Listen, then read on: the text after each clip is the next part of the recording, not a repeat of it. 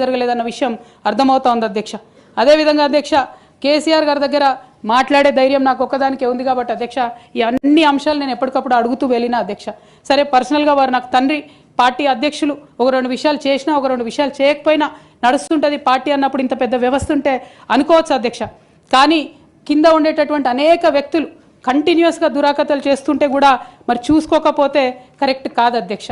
అదేవిధంగా టీఆర్ఎస్ నుండి బీఆర్ఎస్గా మారుస్తామనేటటువంటి ఒక కీలకమైన నిర్ణయం తీసుకోవడం జరిగింది అధ్యక్ష. ఆనాడు కూడా ఆ మీటింగ్ నేను అటెండ్ అవ్వలేదు అధ్యక్ష. నేను ఒప్పుకోలేదు, ఈ పేరు మార్పుకు ఒప్పుకోలేదు, నేషనల్ పాలిటిక్స్లోకి వెళ్ళడం కూడా నేను ఒప్పుకోలేదు అధ్యక్ష. అంటే ఒక మాట అధ్యక్ష, ఇట్లాంటి హౌస్లో చెప్పొచ్చో లేదో కానీ తెలంగాణలో ఏం పీక్ కట్టలు కట్టినామని నేషనల్కి పోయి చేస్తాం అధ్యక్ష. మనం ఎన్ని పనులు మిగిలినాయి అధ్యక్ష తెలంగాణలో చేయాల్సినవి? రెండు పెద్ద రివర్స్లో ఒక పక్క గోదావరి, ఇంకో పక్క కృష్ణ 1,89,000 కోట్లు ఖర్చు పెట్టినాం అధ్యక్ష. కొత్తగా ఇచ్చిన ఆయకట్టు ఎంత అంటే 14 లక్షల ఎకరాలు అధ్యక్ష. 1,89,000 కోట్లు అంటే ఎంత అధ్యక్ష? 1,00,000 కోట్లు ఖర్చు పెడితే 20 లక్షల మంది పేద ప్రజలకు ఇంటికి 5 లక్షలు వేసుకున్నా 20 లక్షల మందికి పేద ప్రజలకు ఇల్లు ఇవ్వచ్చు అధ్యక్ష మనం. కానీ 1,89,000 ఖర్చు పెడితే అధ్యక్ష జరిగింది ఎవరికి ఒరిగింది ఎవరికి అంటే ఒక వ్యక్తి 1989లో కంపెనీ పెట్టుకున్న ఆయన మన తెలంగాణ వచ్చిన తర్వాత ఫోర్బ్స్ జాబితా ఉంటుంది అధ్యక్ష, దాంట్లో 45వ స్థానం ఒక కాంట్రాక్టర్ దక్కించుకున్నాడు అధ్యక్ష. అంతకుమించి జరిగింది ఎవరికి ఏం లేదు అధ్యక్ష. ఇండ్లు లేని పేద ప్రజలకు ఇండ్లు రాలే అధ్యక్ష. కానీ ఆ కంపెనీకి మాత్రం 1,02,666 కోట్ల విలువైన ప్రాజెక్టులు ఒకటే కంపెనీకి పోయింది అధ్యక్ష. ఇది ప్రైవేట్ విషయం అని అనిపించవచ్చు అధ్యక్ష, కానీ తెలంగాణ రాష్ట్రం తెచ్చుకున్నదే ట్రాన్స్పరెన్సీ కోసం, తెలంగాణ రాష్ట్రం తెచ్చుకున్నదే అకౌంటబిలిటీ కోసం, తెలంగాణ రాష్ట్రం తెచ్చుకున్నదే ఇండిపెండెన్స్ కోసం. ఇవేవి లేనటువంటి తెలంగాణ రాష్ట్రాన్ని మనం ఊహించని కూడా ఊహించలేము అధ్యక్ష. చూసుకుంటూ ఊరుకోవడం కూడా సరికాదు అధ్యక్ష. అదేవిధంగా అధ్యక్ష ఇంకో పక్క తెలంగాణను పదే మోసం చేస్తున్నటువంటి భారతీయ జనతా పార్టీ అధ్యక్ష ఒక్క ప్రాజెక్ట్ కూడా నేషనల్ ప్రాజెక్ట్ హోదా ఇయ్యలేదు అధ్యక్ష. ఒక్కటంటే ఒక్కటి కూడా విభజన హామీలు అమలు చేయలేదు అధ్యక్ష. ఐఐటిఆర్ లాంటి సంస్థ మన దగ్గర వస్తే ఎంతోమంది యువకులకు ఉద్యోగాలు వచ్చాయి అధ్యక్ష. అవి పర్సనల్గా ఇవ్వకుండా ఆపారు అధ్యక్ష. అనేక కంపెనీలకు అయితే మీరు మహారాష్ట్ర బోండి, గుజరాత్ బోండి అని చెప్పి భారతీయ జనతా పార్టీ పెద్ద నాయకులు చెప్పి ఇక్కడ యువకులకు అన్యాయం చేశారు అధ్యక్ష. భారతీయ జనతా పార్టీ మీద ఎడతెగని పోరాటం నేను చేశాను అధ్యక్ష.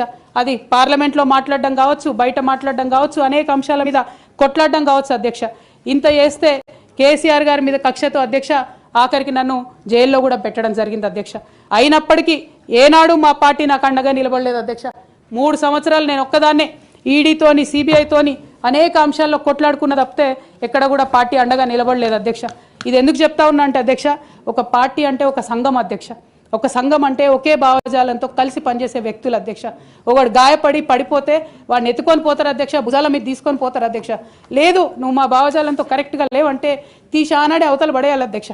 అట్లా కాకుండా అదే పార్టీలో కొనసాగాలి, కానీ పార్టీ మీకు అండగా నిలబడదు అనేటటువంటిది కరెక్ట్ కాదు అధ్యక్ష. ఇది డెమోక్రటిక్ సిస్టంలో కాన్స్టిట్యూషన్ స్పిరిట్ని తీసుకొని పనిచేసేటటువంటి పొలిటికల్ పార్టీస్ బిహేవ్ చేయాల్సినటువంటి పద్ధతి కాదు అధ్యక్ష. ఇవన్నీ ఇట్లా జరుగుతూ వస్తున్నటువంటి క్రమంలో బీఆర్ఎస్ పార్టీ అధికారం కోల్పోయింది అధ్యక్ష. అధికారం కోల్పోయిన తర్వాత కాంగ్రెస్ పార్టీ వచ్చి ఒక ఎంక్వైరీ చేసింది అధ్యక్ష, ఘోష్ కమిటీ అని. బీఆర్ఎస్ పార్టీలో ఉన్నటువంటి ఏ పెద్ద నాయకుడు కూడా మాట్లాడాడు అధ్యక్ష. కేసీఆర్ గారు అంటే ఎవరు మాట్లాడారు, అదే కేటీఆర్ గారినో హరీష్ రావు గారినో అంటే అందరు లేచి నిల్చొని మాట్లాడతారు అధ్యక్ష. నేను ఒకటే అంటే అధ్యక్ష, ఒక నాయకుడిని నమ్ముకొని ప్రాంతీయ పార్టీ అంటే ఏంది అధ్యక్ష? ఒక నాయకుడు అధ్యక్ష. ఆ నాయకుడు ఆయన భావజాలం ఆయన ఐడియాలజీ మీద నడిచేదే ప్రాంతీయ పార్టీ. అది ఎన్టీఆర్ గారు పెట్టిన పార్టీ కావచ్చు, కేసీఆర్ గారు పెట్టిన పార్టీ కావచ్చు. ఆ పార్టీ నాయకుడికే దెబ్బ తగిలితే, ఆ పార్టీ నాయకుడి మీదకే మచ్చ వస్తే పార్టీ మనుగడకే అర్థం ఉండదనేటటువంటి ఉద్దేశంతో ఘోష్ కమిటీ అప్పుడు కూడా నేను ఒక్కదాన్నే జాగృతితోని ధర్నా చేసిన అధ్యక్ష. ఏ ఒక్కరు మాట్లాడరు అధ్యక్ష. ఆ తర్వాత అర్ధరాత్రి 2 గంటలకు కాంగ్రెస్ ప్రభుత్వం అసెంబ్లీలో సిబిఐ ఎంక్వైరీకి ఇస్తామంటే కూడా తెల్లారి 12, 1 గంటలు 2 గంటల వరకు కూడా మా బీఆర్ఎస్ పార్టీలో ఒక్క పెద్ద నాయకుడు కూడా మాట్లాడాడు అధ్యక్ష. కేసీఆర్ గారిని ఏమన్నా మాట్లాడారు అధ్యక్ష. మరి అట్లాంటి పార్టీ ఎందుకు ఉండాలి, ఉంటే ఏంది పోతే ఏందని నేను ప్రెస్ మీట్ పెట్టి బలంగా మాట్లాడిన అధ్యక్ష. నేను మాట్లాడలేదని నేను అంటలేను అధ్యక్ష. డెఫినెట్గా అవినీతి పరుల పేరు చెప్పిన, నేను హరీష్ రావు గారి పేరు చెప్పిన, వారి టీంలో ఉన్న అందరి సభ్యుల పేరు చెప్పిన అధ్యక్ష. ఇప్పుడు కూడా చెప్తాను అధ్యక్ష. కానీ అధ్యక్ష చెప్పిన తర్వాత తెల్లారి 2 గంటల లోపల నన్ను సస్పెండ్ చేసిండ్రు అధ్యక్ష. నేను ఒకటే కోరుతా ఉన్నా అధ్యక్ష, ఇందాక నేనైతే representation of people's act quote చేసినాను అధ్యక్ష. అందులో సెక్షన్ 19.1C అని కూడా ఉంటుంది అధ్యక్ష. ఇది రైట్ టు అసోసియేషన్లో అధ్యక్ష ఆర్టికల్ 19.1C. అంటే ఒక అసోసియేషన్లో మనం మెంబర్ అయినంత మాత్రాన ఖచ్చితంగా ఆ party membership does not place an individual